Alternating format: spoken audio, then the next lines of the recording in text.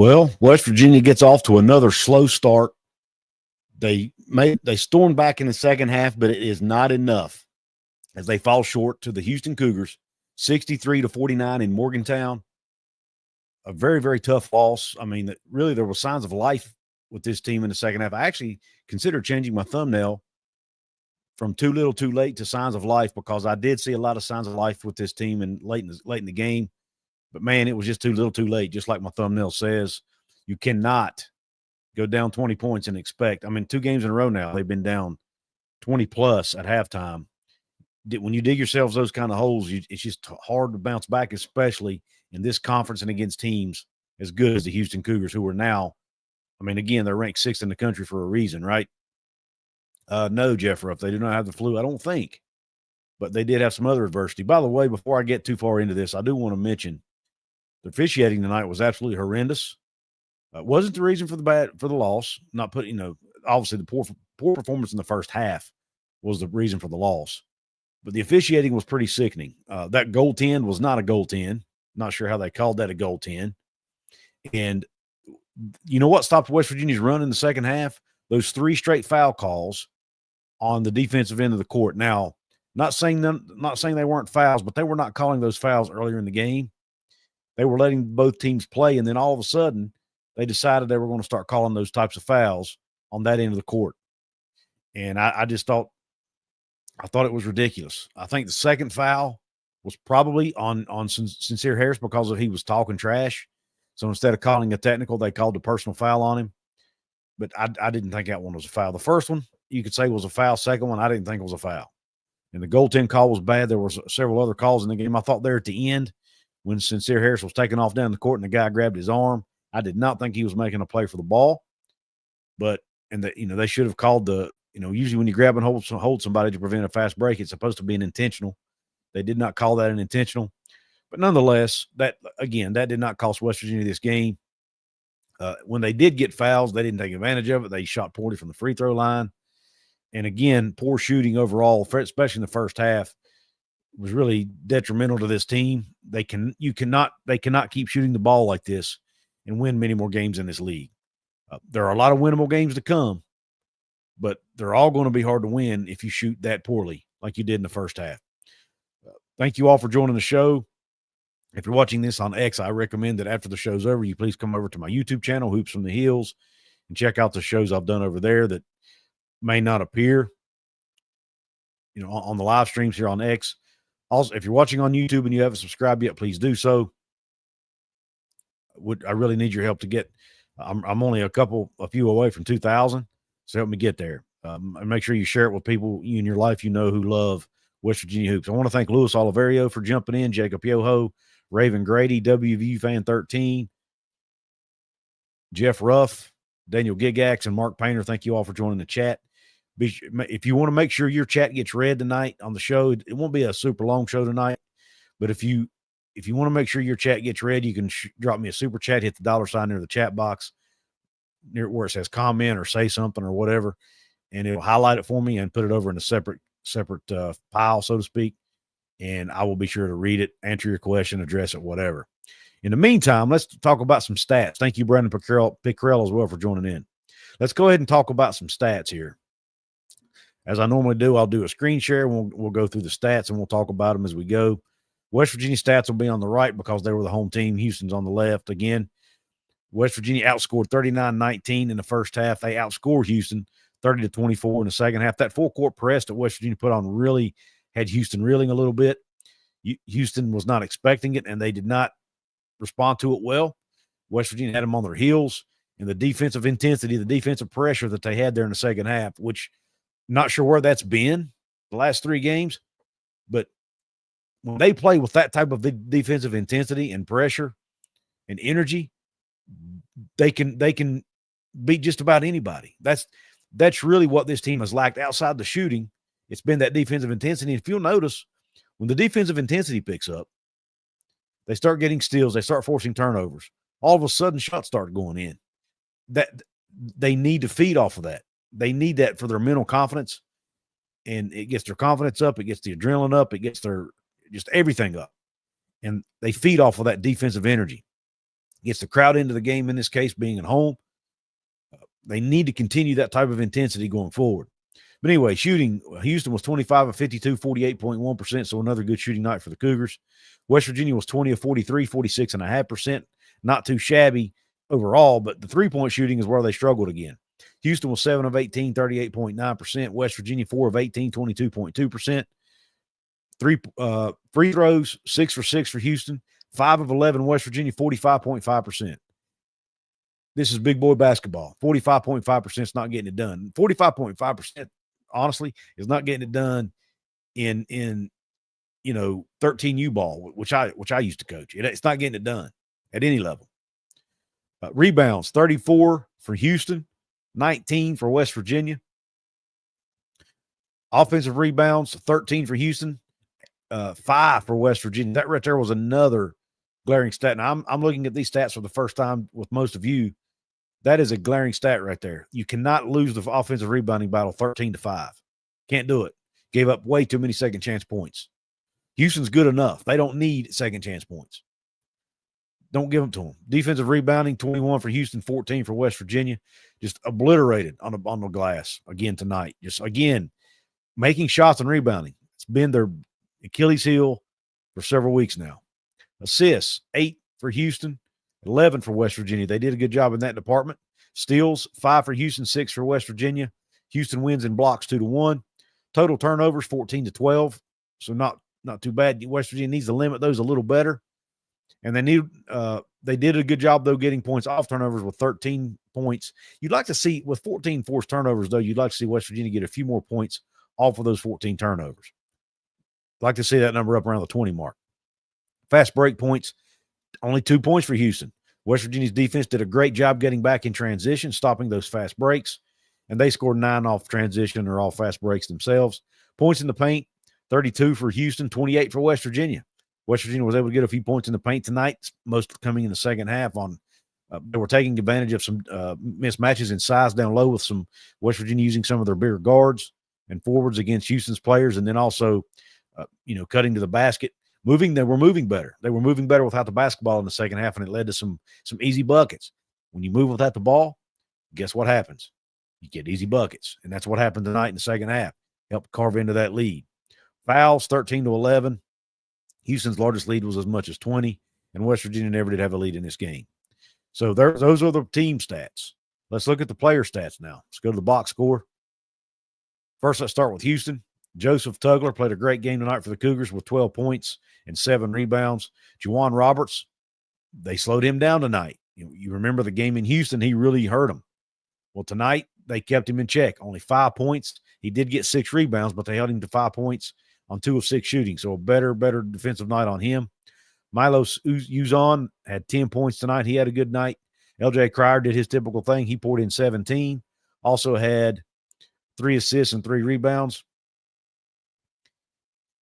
Terrence Arsenault come off the bench with 8 points. Good night for him. And then the rebounding off the bench was good for Houston, too. Francis and Wilson both had 5 rebounds coming off the bench. For West Virginia, Javon Small, one of his, I don't want to say poor performances, but I guess it's fair to say that, statistically speaking. But he did get that knee injury that he had to deal with in the second half, which also hurt the team. But you got 8 points for him with 3 rebounds and 3 assists. Man, West Virginia had nobody in double digits. That's startling right there. I guess it makes sense only scoring 49. But anyway, Monty Hansberry had 8 with 5 rebounds. Jonathan Powell 6 on 2 of 8 shooting from 3. He continues to be in a little bit of a shooting slump. Sincere Harris was 6. Toby Okani with 8. Sincere Harris also had 2 steals on the night. And Toby Okani had 4 rebounds. Eduardo Andre with 4 points, no rebounds. Eduardo, man, I love you, but you got to get more rebounds. You're 6'11". Get some boards, brother. Joseph Yesufu had 9 points. Good job. He did a great job coming off the bench. 9 points, 2 assists, 2 rebounds. And then KJ Tenner played some valuable minutes in place of Javon when Javon got hurt. Did not put up any points or any stats, but he did get he did play good defensively, got 1 good defensive stop where he poked the ball away and then one of his teammates was able to get a steal out of the deal. So I thought he did a good job in the limited minutes he played. So West Virginia just has to, I thought defensively tonight they actually played a pretty good game, especially in the second half. But the first half, man, the offense was horrendous. They weren't moving without the ball. They weren't making shots. They had very, very little energy. The energy on the defensive end wasn't great in the first half, but it wasn't terrible. It was they did it in spurts. They would have a really good spurt of really high intensity, high pressure defense in the half court. Then all of a sudden they'd get, give up a couple free drives to the basket or a couple easy shots or a couple open shots. They'd have a defensive lapse on a fast break or something. That happened once where they gave up a three-pointer in transition. I think it was Jonathan Powell's man ended up getting the shot off. But for the most part, you held Houston to 63 points, well below their season average. It's hard to say anything too bad about the defensive effort tonight. But, man, 49 points isn't getting it done. You're not going to beat a lot of teams at this level scoring 49 points. Now, I know Houston's defense is great. Don't get me wrong. But still, you've got to do better than 49 points. This team has got to figure out a way. These teams as opponents have figured out a way to stop Javon Small. They're not necessarily – Houston wasn't even necessarily double teaming him tonight, but they were on screens, they were running two guys at him, and then they would – it was a hard hedge basically. Then they would back off. But they were doing it enough to slow him down and keep West Virginia from running their offense the way they wanted to, keeping them out of rhythm. But West Virginia should have been able to overcome that, and they were not able to in the first half. They've got to figure out a way to overcome and not have these 3, 4, and 5 minute scoring lapses in games, man. It's even a lot of the games they've won, they've had those lapses. They have got to figure out a way to get points. I trust Darren DeVries to figure it out, but with Tucker out, with Jaden Stone still out, points are just hard to come by with this team. I wish if they were deep enough, man, I'd say just go press Virginia, man. Bring press Virginia back, but when you only go eight deep on your roster and guys was getting minutes, it's hard to do that, So maybe it just doesn't make sense, but they seem to cause havoc for the opponent when they're out there putting on full court pressure. Let's go back to the chat box here, see what you guys have to say. I do have a super chat from Mark Painter. Mark, I really appreciate it. He says, "I'm here, bro. Just disgusted." Mark, we all are, man. Look, I'm not actually. Well, I was disgusted at halftime. I'm less disgusted now because I do think, or at least I'm hoping. I don't want to go as far as to say I think, but I'm hoping that what we saw in the second half, the energy that team displayed, the effort they displayed, the intensity that they displayed, I'm hoping that carries over. Let's hope that carries over into the next game this Saturday at Cincinnati. It's yet to be determined, obviously. It's another road game. So we'll see. Can they play with the same intensity and energy they played with in the second half to start the game on Saturday? It's yet to be determined. WV Fan 13 says, "I didn't expect to win the game. 11 games left, 5 on the road, 6 at home. Absolutely have to win at home. Win 2 or 3 on the road, we will be okay." Yeah, the NCAA tournament chances are getting slimmer and slimmer with every loss. As you saw on the graphic tonight, for those who were watching it, they're already down to 41st in the net. They only take 68 teams in the NCAA tournament. Several of those are automatic bids. You're not getting an automatic bid unless you win the Big 12 tournament, which likely isn't going to happen. With the team with only, with the lack of depth on this team, to go through games on consecutive days like you have to do to win the Big 12 tournament, to win, 4 days in a row, likely not going to happen. So, an at-large is your only chance. You have to hold serve at home. You have to. And you better still if you're on the road too. And every game left on this schedule is winnable, but every game's also losable. So, as we've seen, the way no longer am I totally confident. If you'd asked me a week ago how I felt, or a week and a half ago, how I felt after this Houston game tonight, I'd be like, man, this team might be a 20-win, 21, 22, 23-win basketball team. I'm not there anymore. Can they get to 19, 20 wins? If they can do that, I like their odds. 20 would make me feel much better.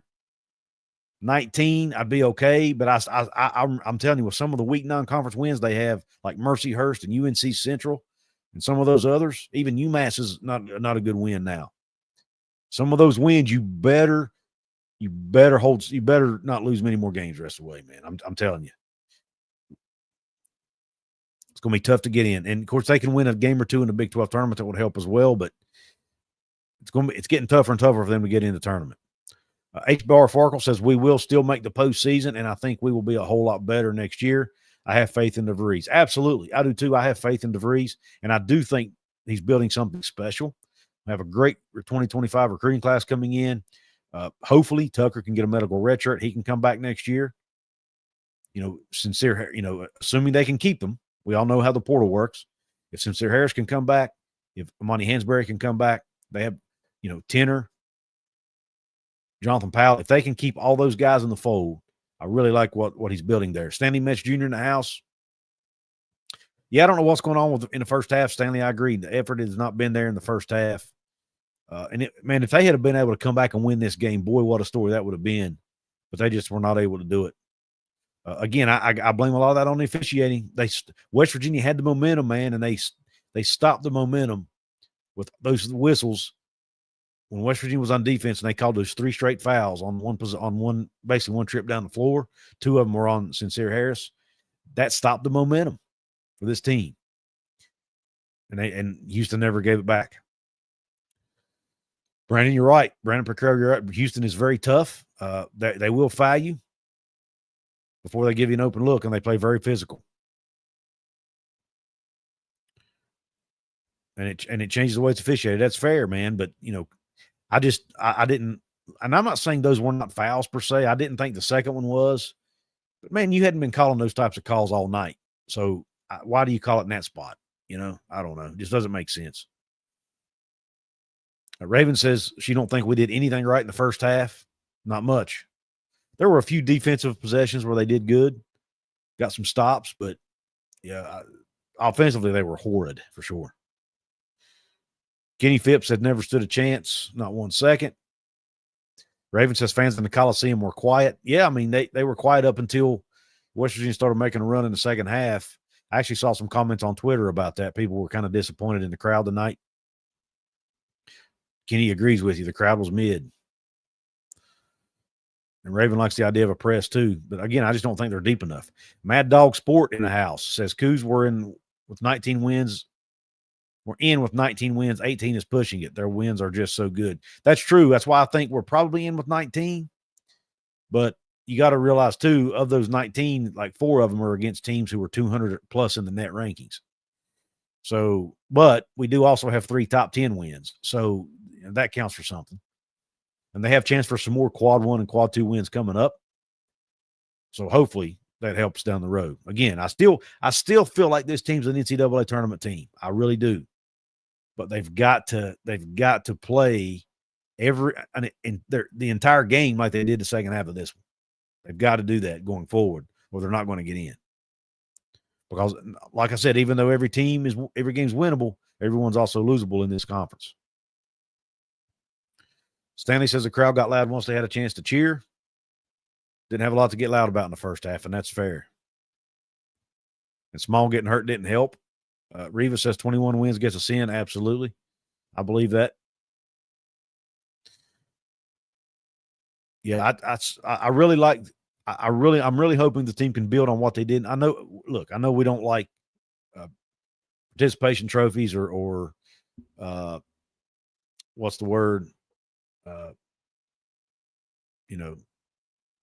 Moral victories. Nobody likes moral victories, but as a fan watching this, the way the team had played the last couple of games and the way this game was going, I like the way they come out the second half with some fire and some energy. If they can just build on that, especially considering, they even with Javon out of the game, they hung in there. They stayed in it. They found ways to get points with other guys. And if they can get Toby O'Connor's been struggling offensively. If he can get going a little bit, I'm not expecting him to be a 10-point-a-game scorer or 15-point-a-game scorer rather, but his shots are just not there. Most of his shots are falling short. If he can start giving a little bit more on the offensive end like he does on the defensive end, and if Jonathan Powell can get out of this slump he's in, man, they're going to win. They're going to win some more games. I really feel it. And hopefully Javon's healthy. I hope that knee injury doesn't linger. and I hope it's nothing serious. It didn't look good. He had to go back to the locker room 2 or 3 times. He had to get on the bike. We'll see. I'm wondering if he hasn't been banged up a little bit even before that, but just he wasn't playing as aggressive as he used to. I was actually texting with a former colleague of mine, and we were talking about he just didn't seem like himself. Javon usually takes the ball and tries to get to the rim a lot. He wasn't doing that much in this game, and really hadn't did it much the last few games, in my opinion. I don't know if that's maybe what the defense is doing to him. They're just making it harder for him to get to the rim. But some of it, too, in my opinion, is on him, and I think he's being a little bit too unselfish at times, and he's looking to pass it probably. I'd like to see Javon be a little bit more of a score-first guy, have more of a score-first mentality, at least right now. But I just don't know that that's the kind of player he is. He's just not a score-first player. He's looking to get his teammates involved and distribute the basketball and run the offense. But he needs to be more aggressive, in my opinion, try to get to the rim, get free throws like he was doing earlier in the season. WV Fan 13 says he thinks it's a hyperextended knee. Depth in the postseason is imperative. H-Bar Farkle, the one good thing about the NCAA tournament, almost every team at that point in the season has shortened their bench down to 7-8 guys at that point. So I don't feel like they'll be at a huge disadvantage then, and they'll get several days off before the NCAA tournament starts. I actually feel like this team, if they can get in the NCAA tournament, I actually feel like they can make some noise in it because I think they'll be battle tested. I think they'll be conditioned to play with 7-8 guys in the rotation, probably more so than a lot of these other teams will. So if they can get in that tournament, man, I really think they can. I'm not going to pick them to go to a Final Four by any stretch of the imagination, but I do think they can win 1 or 2 games in that tournament. I mean, we've seen them beat teams. We've seen them beat NCAA caliber tournament teams. NCAA tournament caliber teams. I said that backwards, didn't I? We've seen them beat those types of teams already in the regular season. There's no reason they can't do it again. If they, once they get to the postseason, to the Big 12 tournament, get out of that, they'll get several days off before the NCAA tournament starts. And if they can take advantage of those days off and get some rest, I like their chances. Bill Sheets said did better when Small was out at the end, down 5. Small comes back in and he turns it over and they pulled away. Yeah, he did turn it over, but I hate to put that on him. It's such a small sample size. I think, he probably wasn't 100% for sure at that point. Jeff Barnes in the house on X. Are we at risk of not making it? Absolutely, we are at risk, Jeff, of not making the NCAAs. Again, I think they will, but they have to get to me, the minimum is 19 wins to get in. And I think that puts you on the bubble. To get off the bubble, to me, you need at least 20 to 21 wins. Again, this is just speculation and guessing on my part. But when you look ahead at the schedule, you have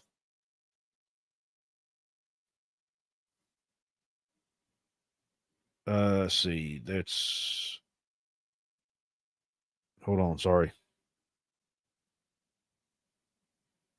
All right, they go to Cincinnati. Then they come back home to play TCU. Both of those games are winnable. Both will be tough, but both are winnable. Cincinnati's going to be real tough in their place with a 12. They have a 12-8 record right now. They're a pretty good basketball team. On the road to play TCU. Both of those will be tough. Come back home to play Utah, who's not very good.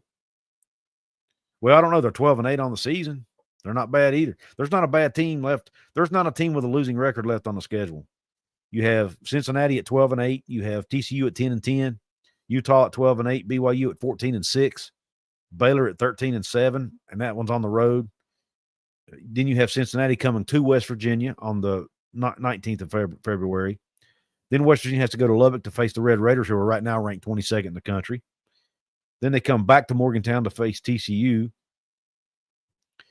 Then they go to BYU. They go out west to Provo to play BYU. Then they go to Salt Lake to play Utah, and then they come back to finish the year in Morgantown against UCF, who's also 13-7. So, man, that's a tough schedule right there. A lot of teams who are pretty equal to you, in my opinion, on this schedule going forward. So there are a lot of chances for them to screw up and lose, but there's also a lot of opportunities there for them to win and earn themselves a spot in March Madness.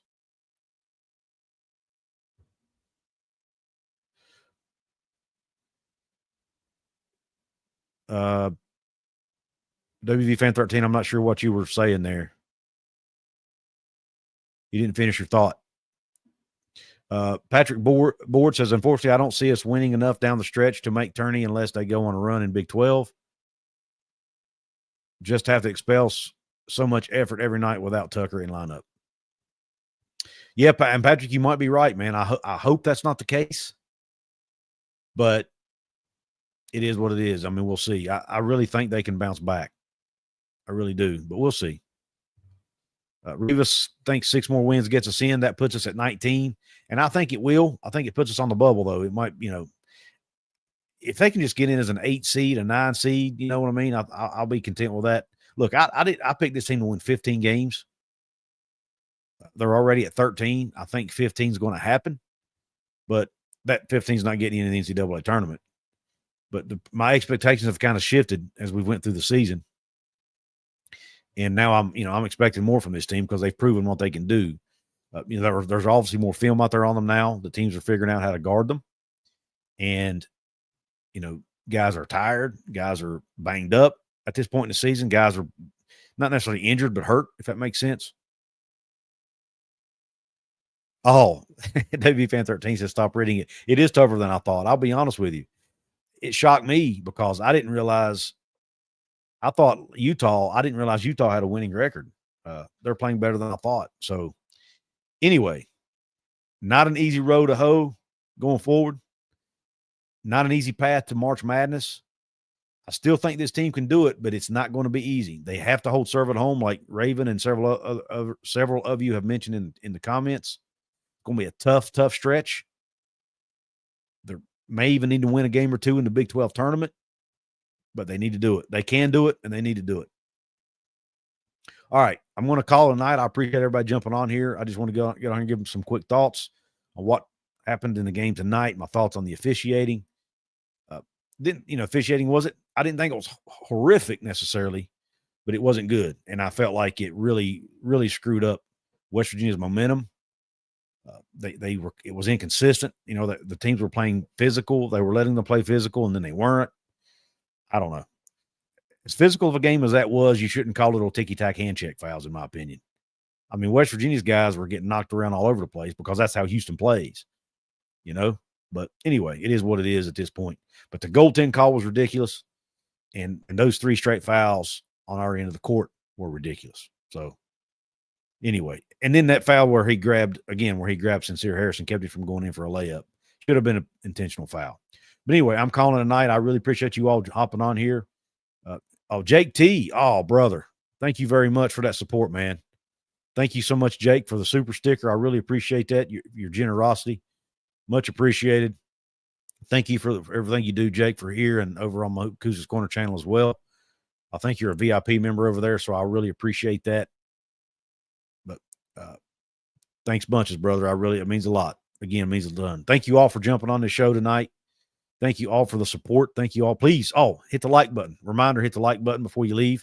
And if you're watching this on the replay, still hit the like button. It still helps the algorithm and helps push my content out to more people. I'll look for a couple football videos up on Couz's Corner tomorrow that I've already recorded. Look forward to seeing you guys again down the road. Bill Sheets, let me answer your question real quick. Can you call goaltending with a foul? You can. I think you can. Anyway, as far as I know, if you're in the act of shooting, it's a foul, and then it's basically no different than the ball going in, right? It's an and one, essentially. But I didn't think it was a goaltend anyway, so I thought they got screwed on that one. The ball didn't look anywhere close to the cylinder, and it didn't look like it was on its way down either to me. But again, that's neither here nor there. You can't blame it on officiating. The first half performance of this team is what cost them the game. So not going to blame it on officiating. All right, everyone, thank you for tuning in. Have a great night, and Q Country Roads.